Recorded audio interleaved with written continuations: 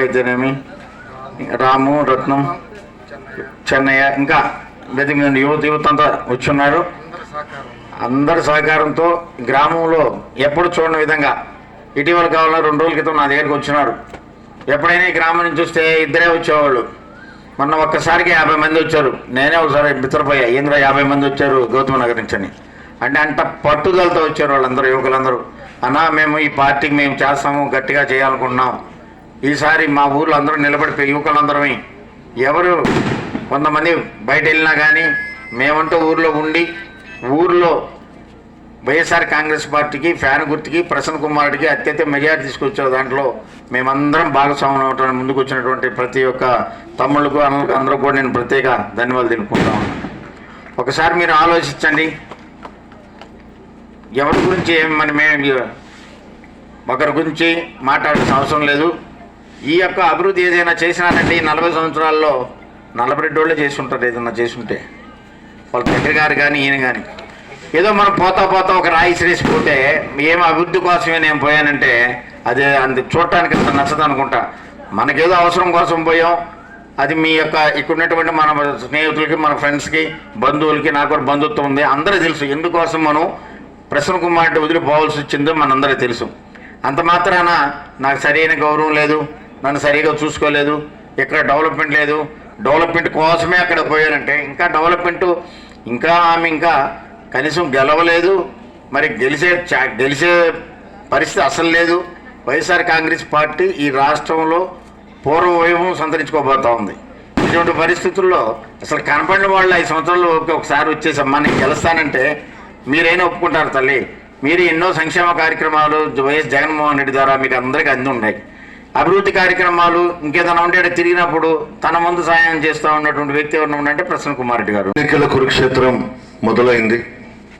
పేదలకు పెత్తందారులకు మధ్య పోటీ జరగబోతా ఉంది. పేదలందరూ జగన్మోహన్ రెడ్డి గారి వైపు ఉన్నారు, పెత్తందారులందరూ చంద్రబాబు వైపు ఉన్నారు. మేనిఫెస్టోలో పాదయాత్రలో జగన్మోహన్ రెడ్డి గారు చెప్పిన ప్రకారం ముఖ్యమంత్రిగా ప్రమాణ స్వీకారం చేసిన మరుక్షణం నుంచే పార్టీలకు అతీతంగా సంక్షేమ పథకాలు చేపట్టిన విషయం మీ అందరికీ తెలుసు.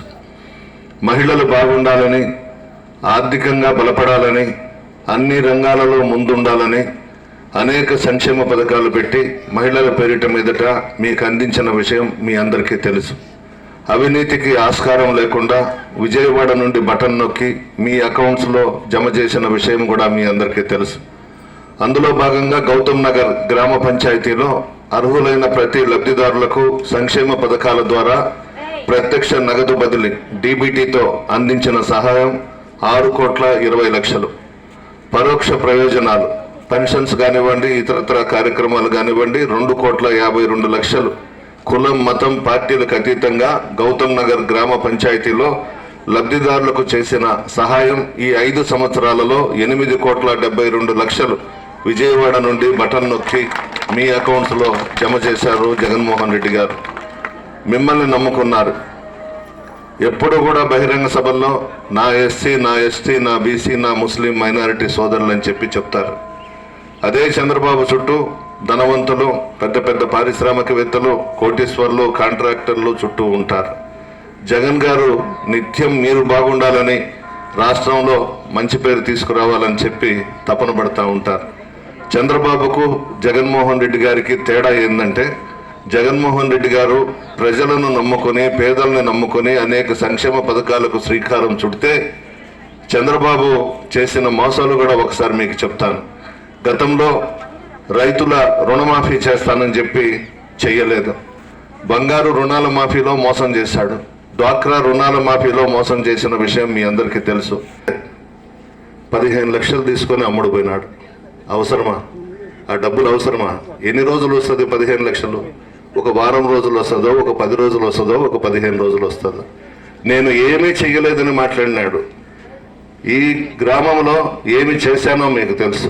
ఆర్ఓ ప్లాంట్ దగ్గర నుంచి, సీసీ రోడ్ల దగ్గర నుంచి, టెంపుల్ కాంపౌండ్ వాళ్ళ దగ్గర నుంచి ఎన్నో పనులు చేశాం. ఒకే ఒక్క మాట, డబ్బు తీసుకొని ప్రశాంతమ్మ పక్కన చేరి నా గురించి మాట్లాడినాడు. నేనేం తప్పు చేశాను? వాళ్ళ దగ్గర డబ్బు ఉండొచ్చు, నా దగ్గర అంత డబ్బు లేకపోవచ్చు.